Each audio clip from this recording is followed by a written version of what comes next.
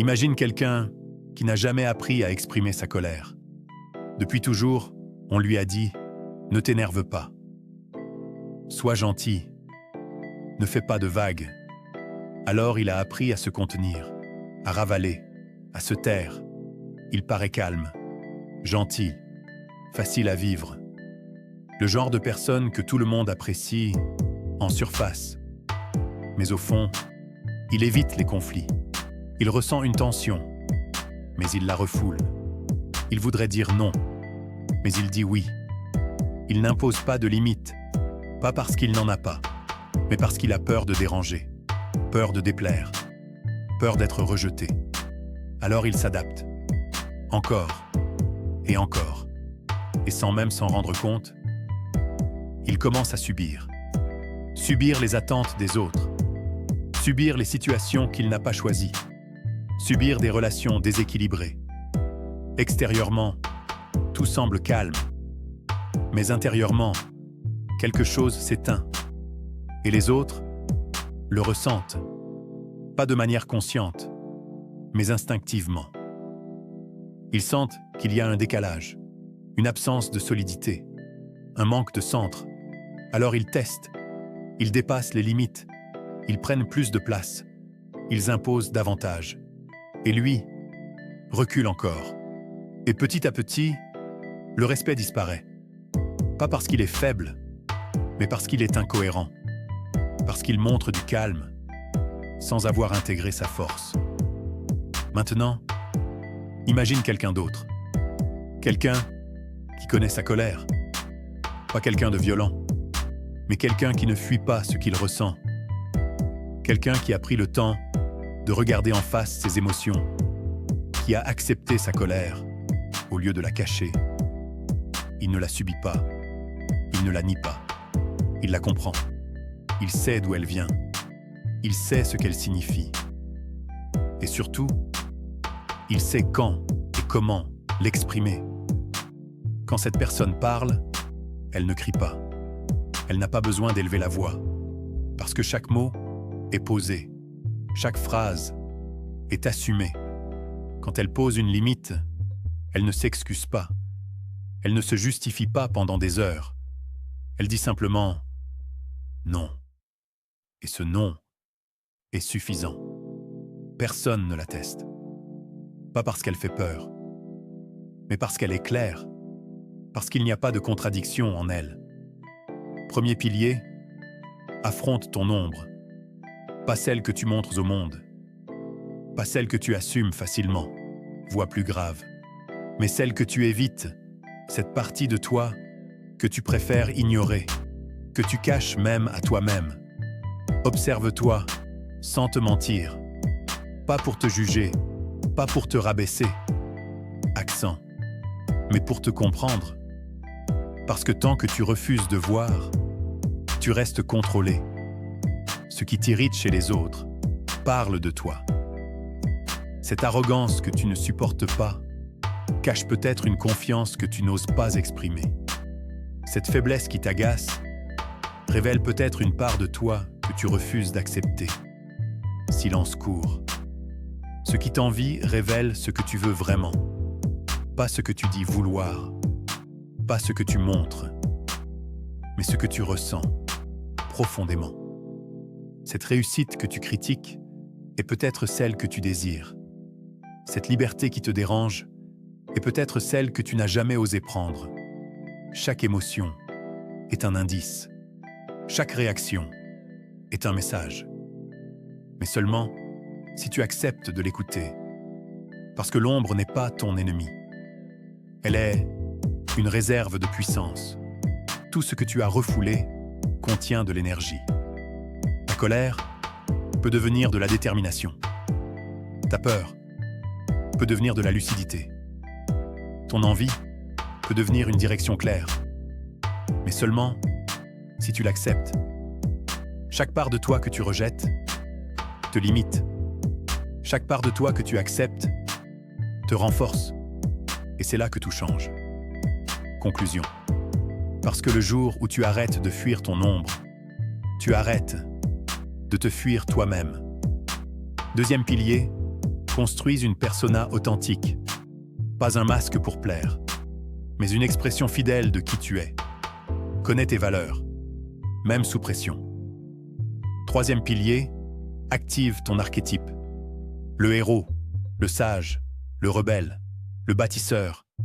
Tu as une énergie dominante. Quand tu l'ignores, tu forces. Quand tu l'embrasses, tu rayonnes. Quatrième pilier, intègre tes contradictions. Être fort sans être dur. Être sensible sans être faible. Dire non sans agressivité. C'est rare, et c'est exactement ce qui crée une présence magnétique. Les gens avec une vraie présence ne cherchent pas l'attention. Pas par ce qu'ils disent, mais par ce que les autres ressentent en leur présence. Alors laisse-moi te poser la vraie question. Qui es-tu quand tu enlèves tous les masques? Pas celui que le monde attend, pas celui que tu montres, mais celui que tu es, vraiment. Si tu es encore là, ce n'est pas un hasard. Ça veut dire que tu sens qu'il y a plus en toi que ce que tu montres aujourd'hui. Et ça, c'est le début de ta transformation. Avant de partir, fais une chose simple. Écris en commentaire « Je suis prêt à construire une présence qui impose le respect. » Et abonne-toi à la chaîne. D'abord, la conscience. Au début, ce n'était pas spectaculaire. Pas de transformation instantanée. Pas de révélation magique. Juste une décision simple, mais inconfortable, regardée à l'intérieur. Julien a compris une vérité que la plupart des gens évitent toute leur vie.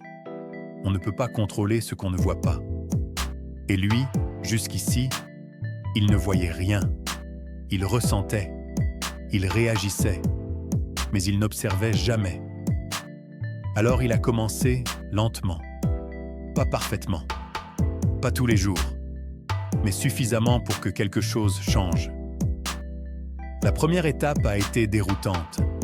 Observer ses pensées, c'était comme entrer dans une pièce bruyante qu'il n'avait jamais remarquée.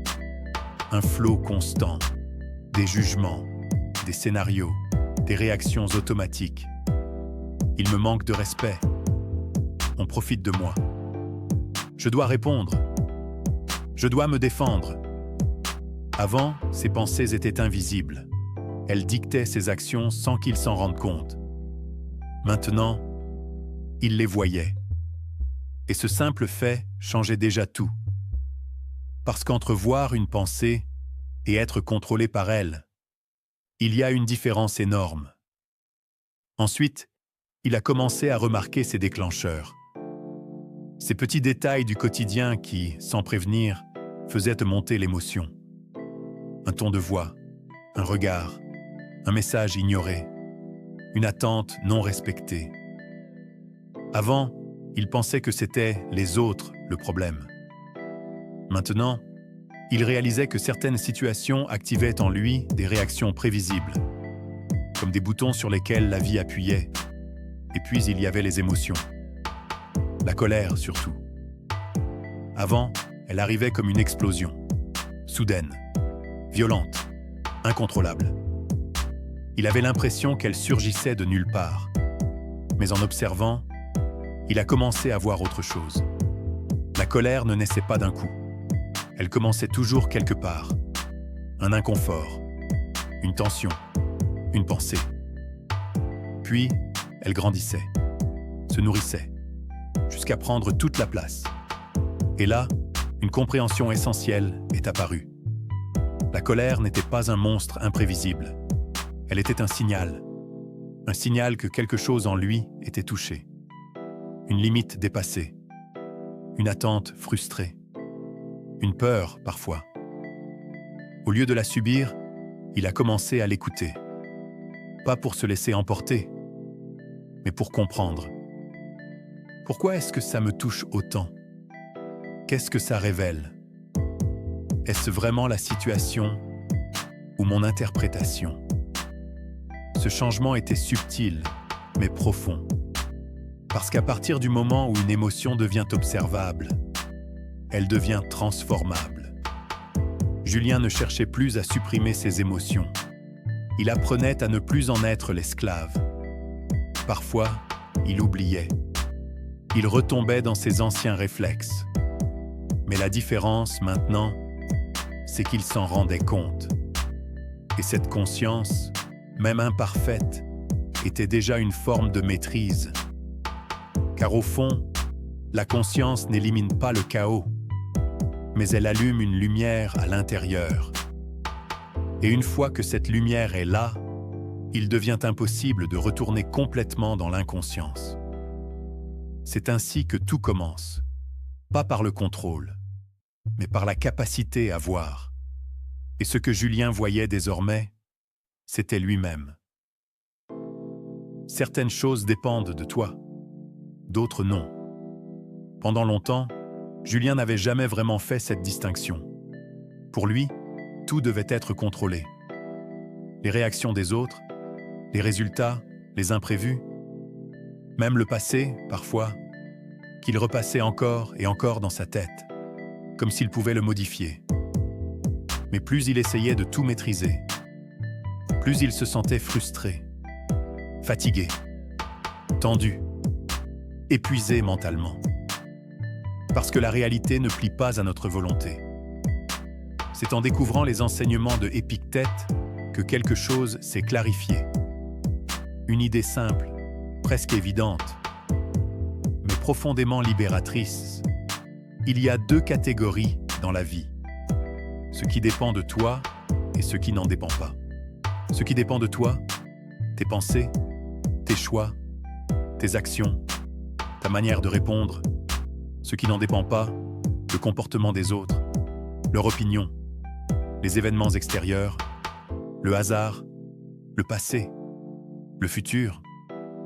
Julien a réalisé qu'il passait la majorité de son énergie dans la mauvaise catégorie, à vouloir changer ce qu'il ne pouvait pas et à négliger ce qu'il pouvait réellement maîtriser. C'est là qu'il a adopté une habitude simple, presque mécanique. À chaque situation, il se posait une question. Est-ce que c'est sous mon contrôle ? Au début, ça lui demandait un effort. Il devait y penser consciemment. Puis, peu à peu, c'est devenu un réflexe. Un collègue parle mal ? Pas sous son contrôle. Un retard imprévu ? Pas sous son contrôle. Une critique injuste ? Pas sous son contrôle. Mais sa réaction à tout ça ? Toujours sous son contrôle. Et cette distinction a changé quelque chose de profond en lui. Parce que pour la première fois, il arrêtait de lutter contre la réalité. Si la réponse était oui, il agissait, avec clarté, avec intention, sans se disperser. Ce jour-là, Julien a reçu un appel. Un appel comme il en avait déjà reçu des dizaines auparavant. Mais celui-ci portait quelque chose de différent. Dès les premières secondes, le ton était tendu. Les mots, mal choisis. Les accusations, à peine voilées. Une injustice, une provocation directe. Une situation complètement hors de son contrôle. Tout ce qu'il détestait. Son cœur s'est emballé presque instantanément, comme un réflexe programmé depuis des années. Ses muscles se sont contractés, sa mâchoire s'est serrée, sa respiration s'est accélérée. Et dans son esprit, les pensées ont commencé à se bousculer. Mais pour qui il se prend ? C'est n'importe quoi. Je ne vais pas laisser passer ça.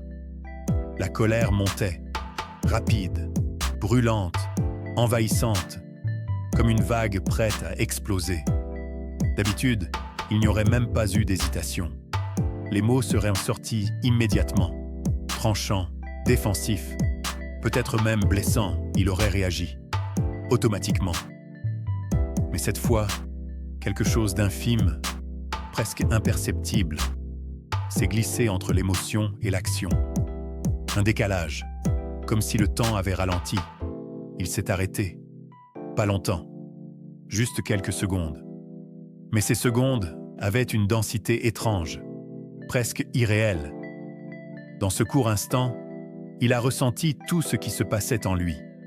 La colère, bien sûr, mais aussi la tension, l'envie de répondre, de se défendre, d'attaquer.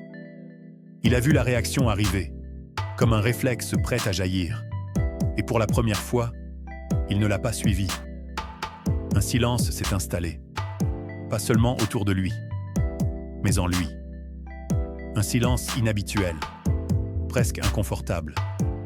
Et dans ce silence, il y avait un espace minuscule, mais suffisant pour faire une différence immense.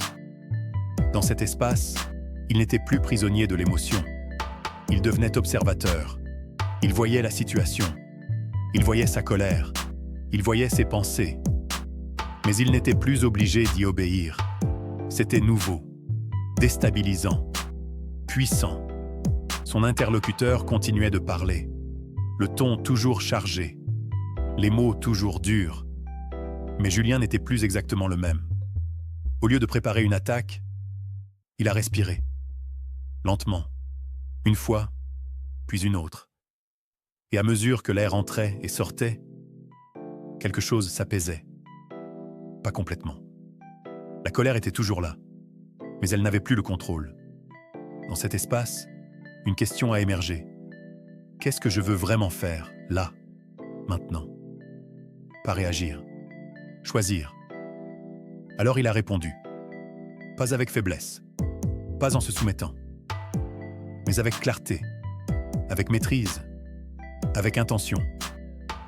Le ton était différent, les mots étaient posés, et immédiatement, quelque chose a changé. La tension est redescendue. La conversation a pris une autre direction. Ce n'était pas parfait, mais c'était différent. Et surtout, c'était volontaire. Quand l'appel s'est terminé, Julien est resté immobile quelques instants. Il n'y avait pas de regret, pas de honte, pas cette sensation lourde qu'il connaissait si bien. Juste une prise de conscience, profonde, silencieuse. Ce n'était pas la situation qui avait changé, c'était lui. Et pour la première fois de sa vie, il venait de comprendre une chose essentielle. Le vrai pouvoir n'est pas de contrôler ce qui t'arrive, mais de maîtriser ce que tu choisis d'en faire. Et dans cet espace, il a découvert quelque chose que peu de gens maîtrisent réellement. Le pouvoir de ne pas réagir. Le pouvoir de choisir. Ce principe, déjà enseigné par Marc Aurèle il y a des siècles, est simple mais révolutionnaire. Entre ce qui t'arrive et ce que tu fais, il existe un espace. Et dans cet espace réside toute ta liberté. Julien n'a pas explosé ce jour-là. Il n'a pas répondu sous le coup de la colère. Il a respiré. Il a observé. Il a choisi. Et cette seule décision a changé la suite de son histoire. Parce que la vérité est brutale. Réagir, c'est abandonner le contrôle. Répondre, c'est reprendre le pouvoir. À partir de ce moment, Julien a commencé à s'entraîner. Pas physiquement, mentalement. Chaque jour, il a renforcé ce muscle invisible que la plupart ignorent. Voici ce qu'il a appris. Tu es déjà tombé sur ce moment précis, celui qui semble insignifiant sur le coup, mais qui, en réalité, décide de toute la direction de ta vie. Ce moment où tout bascule, pas à cause de ce qui t'arrive, mais à cause de comment tu choisis d'y répondre. Il y a quelques années, Julien était comme la majorité des gens, réactif, impulsif, pris dans le flot incessant de ses émotions, comme emporté par une vague qu'il ne cherchait même plus à contrôler. Chaque journée ressemblait à une succession de réactions automatiques. Il ne prenait pas le temps de réfléchir. Il agissait, point. Un message mal interprété?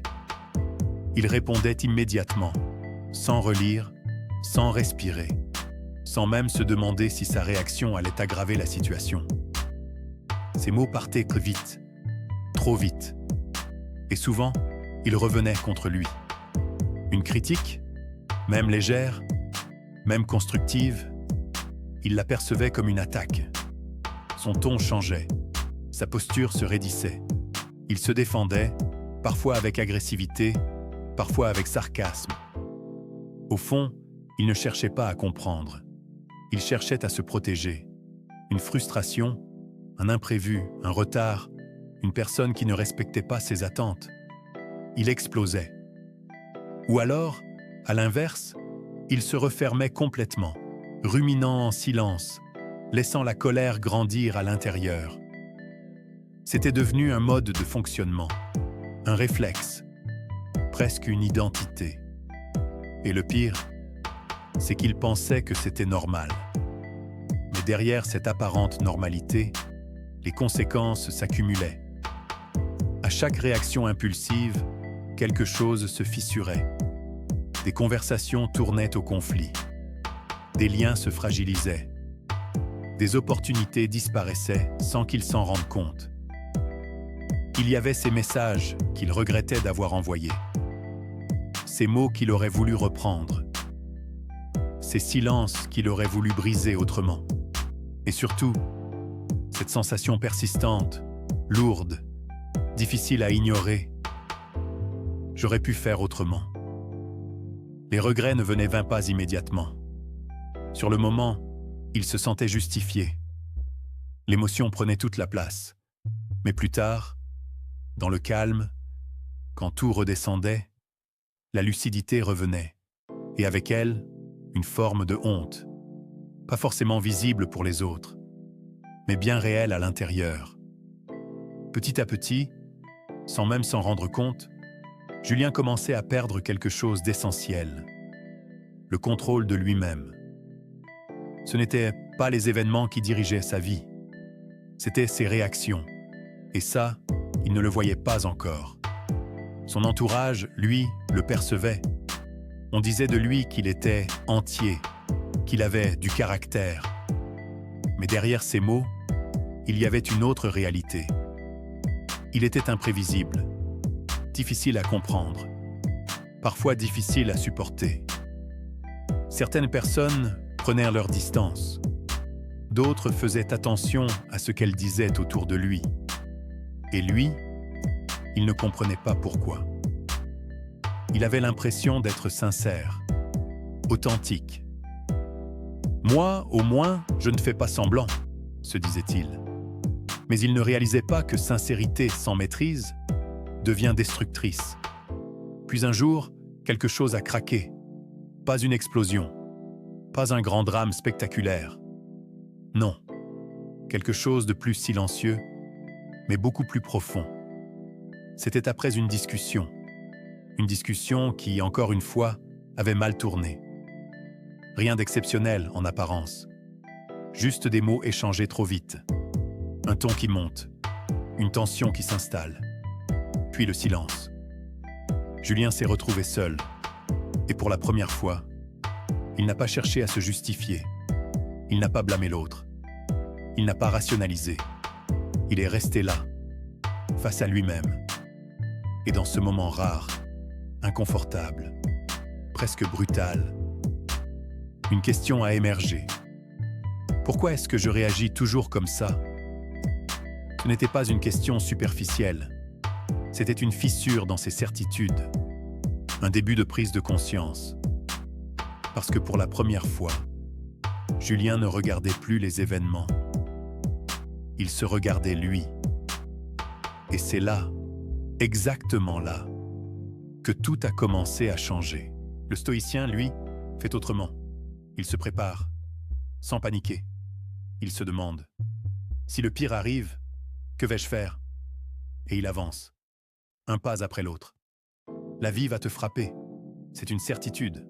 Perte, échec, douleur. Même Épictète a vécu esclave. Même Marc Aurèle a gouverné en pleine peste. Et pourtant, ils sont devenus inébranlables. Pourquoi ? Parce qu'ils ont compris une chose. L'obstacle est le chemin. Tu cherches peut-être le bonheur ailleurs, dans les voyages, dans les distractions. Mais peu importe où tu vas, tu emmènes ton esprit avec toi. Si tu n'es pas en paix ici, tu ne le seras nulle part. La vraie puissance, c'est d'être bien avec toi-même, en silence, sans distraction, sans fuite. Alors arrête de courir après l'approbation des autres. La plupart suivent la foule, sans réfléchir. Toi, développe ta propre direction. Élimine le superflu. Dis non plus souvent, pour enfin dire oui à ce qui élève ton âme. Sois calme dans le chaos, fort dans la douleur, reconnaissant d'être en vie aujourd'hui. Si ce message t'a touché, ne pars pas maintenant. Abonne-toi à la chaîne Stoïcisme Motivationnel pour entraîner ton esprit chaque jour. Et dis-moi en commentaire, quelle idée t'a le plus marqué? On se retrouve très vite. Reste fort, reste lucide.